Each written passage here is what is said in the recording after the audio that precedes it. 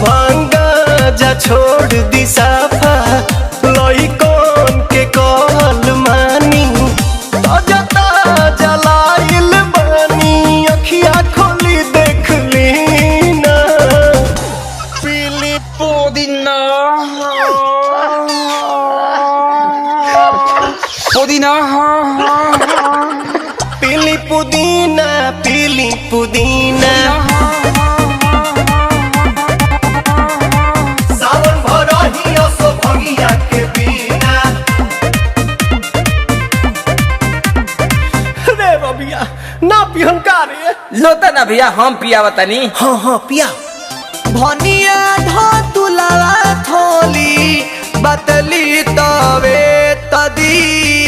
भनिया धतुलावा थोली बतली तवे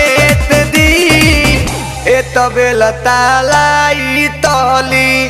बाबा ए तलोते तदी ए तबे लतालाई तली बेलूरा ताता तली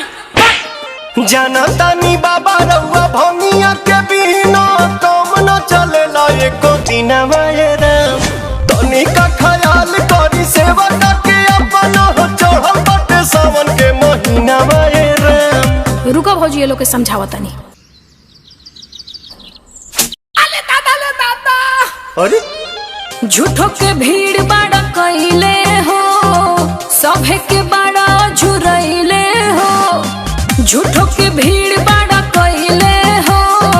सभे के बाड़ा झुरइले हो तोहर बिगड़ल काम बन जाई छन भर में बाबा के शहर में जादेव घर में बाबा के शहर में जादेव घर में बाबा के शहर में ये बतिया ढंग से ना बोल तू जाना जल्दी पुदीना